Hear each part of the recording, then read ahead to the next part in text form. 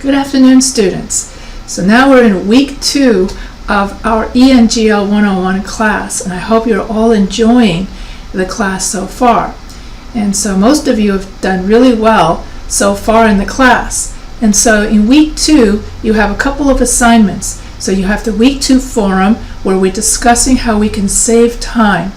It's always good to avoid procrastination by planning ahead. So like right now, we're in week 2, so you should be reading ahead to week 3 and week 4 so that you know what's upcoming, so that if you get stuck on something, you have the time to ask me questions.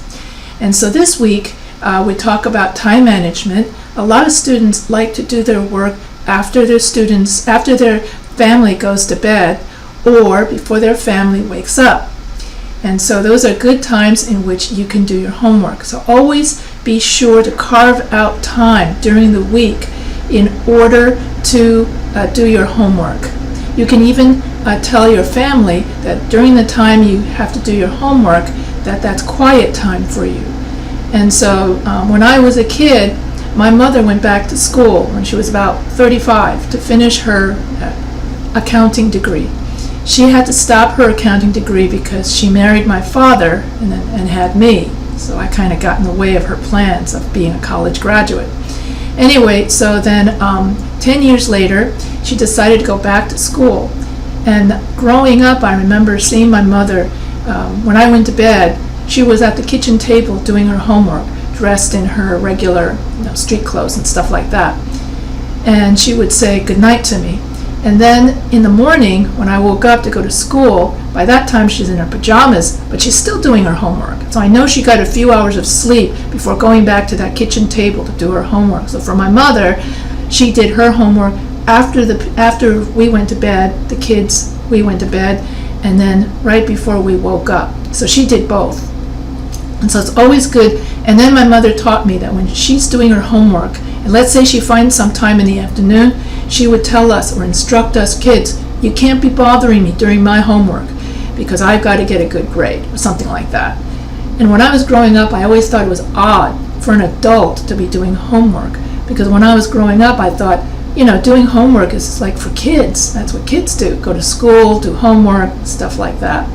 I remember we were so proud when my mother finally graduated from college at the age of, I think she was 45, something like that, because, I graduated from college at 23 or so, which is the regular age that you graduate from college. But my mother was what they call a non-traditional college student. That means that you don't graduate at 22, you graduate at 45, 50, or some other age because you're too busy, raising kids or paying bills or all that stuff that my mother did. Anyway, so you're going to also be writing a week 2 narrative essay where you're going to write a story with a moral. And so far I looked over two students' papers so far, and you're doing really well. So when you write a story with a moral, that means that you write a story with a life lesson. So you got to think to yourself, when I write this story, what life lesson am I teaching the reader? And so far, one student wrote about how they should always, that just because you have a teen pregnancy doesn't mean you can't achieve your dreams. That would be like my grandmother. She started having kids at 16. So that's a long story. But anyway, so if that's a good moral to your story, then after you write, you have your essay structure. You have to have an introduction paragraph, 3 body paragraphs, and a conclusion. Each paragraph is 5 to 7 sentences long. And so the structure of your essay will be, for your introduction, you're going to have a hook, 5 background sentences, and then the moral of your story will be 1 sentence. And the moral of your story is going to be the last sentence of your introduction, and then the first sentence of your conclusion. In your body paragraphs, that is paragraph 2, 3, and 4, that's where you tell your story. So paragraph 2 is your setting, that's the background story. And then paragraph 3 is the main event, that is the teenage pregnancy. In this case, that's the example. Then paragraph 4 is the climax, you're at some problem, you have a problem, and you're at the most exciting point, and it looks like you're not going to solve it or something like that. And I think if you're going to take, I'll take a fairy tale as an example, the climax to Little Red Riding Hood, just about the time that the wolf is about to eat, Little Red Riding Hood, and the grandmother is already in the stomach. Then the resolution is when the carpenter comes, chops the wolf's head off its, and then able to rip open the wolf's, stomach and save Little Red Riding Hood. So that's basically, so paragraph 5 will be your resolution, what happens at the end. And then what takeaway lessons, what is the moral of the story, what should the reader learn? So you reiterate and repeat the moral of your story.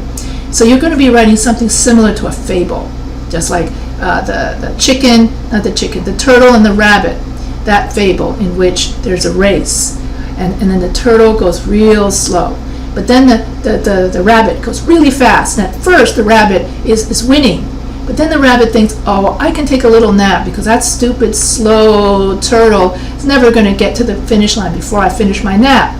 But instead, the rabbit oversleeps and the turtle ends up winning the race. So the moral of that story is that going slowly, doing things gradually, is better than trying to rush through everything like the rabbit tried to do. So that's the moral of that story. And so that's the kind of narrative story you'll be writing for your essay. So 2 people have already done the assignment. So they're brave to be the first 2 people, so I congratulate them. And so that's going to be, so you have your week 2 forum on time management and your week 2 narrative essay, and also keep up with your readings. So you go to your module and expectations, it says readings and expectations, and then there's going to be a whole bunch of chapters that you have to read.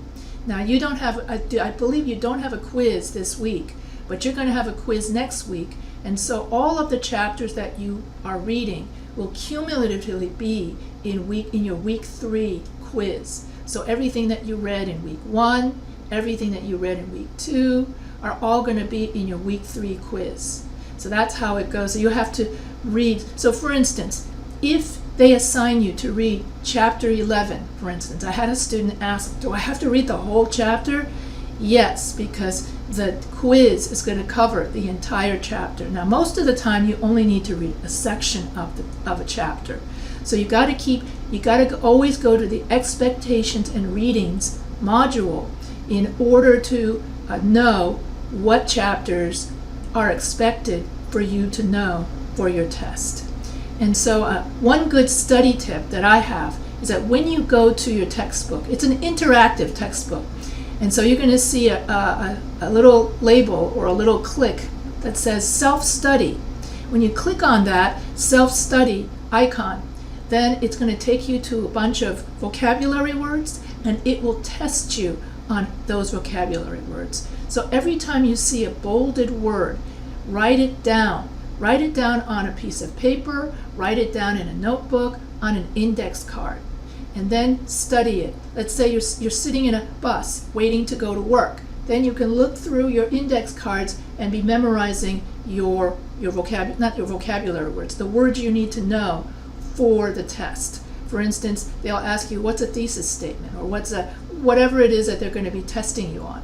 So always take notes, and this goes for not just this class, but if you're studying for an anatomy class and you've got to learn the different parts of the body, it's always good to have index cards. You can buy them real cheap at the grocery store, and and then you write down the definition. You write down the word on one side of the index card, then you write the definition on the other side. That way you can constantly keep testing yourself.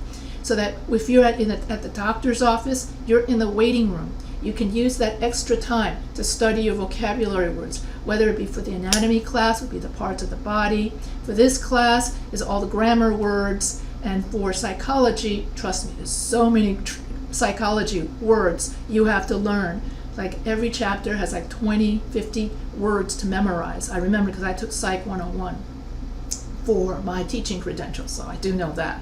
So having index cards for studying all the words is a great way to memorize your words, okay? Because the first 2 years of college, it's all about memorization of a lot of vocabulary. And then the last 2 years of college, that's where the fun begins. Once you have your foundational knowledge down, then, I know I said this in my previous, that's when the fun begins. So right now it's the tedious work of having to learn all the parts for a nurse. Is to learn all the parts of the body and all of the organs. So that way, well, obviously you know why. So use index cards. That's a great study tip.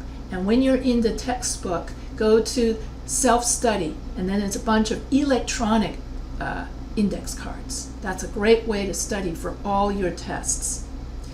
And then also in the one last thing before I end all of this, the Professor H writing channel on YouTube.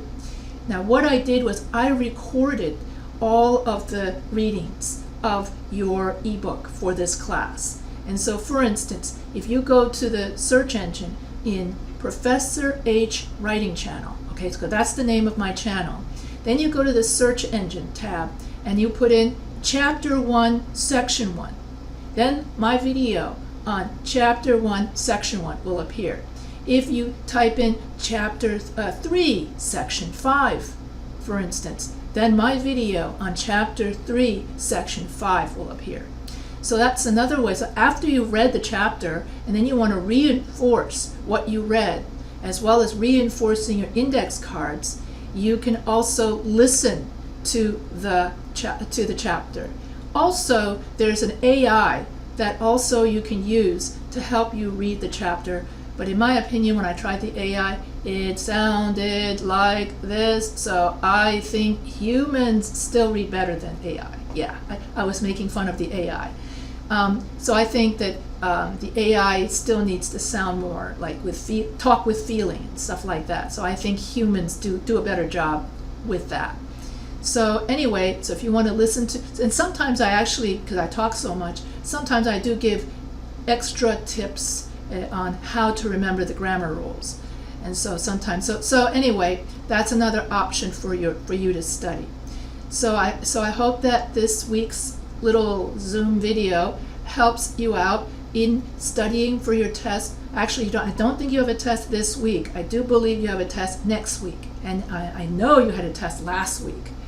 So if you still have trouble, if you got a really low grade on your week 1 quiz, and you want me to reopen that quiz for you to get a better grade. This is someone who got a grade lower than 80%. If you got a grade lower than 80% on your week 1 quiz, you can email me and ask me to reopen the week 1 quiz.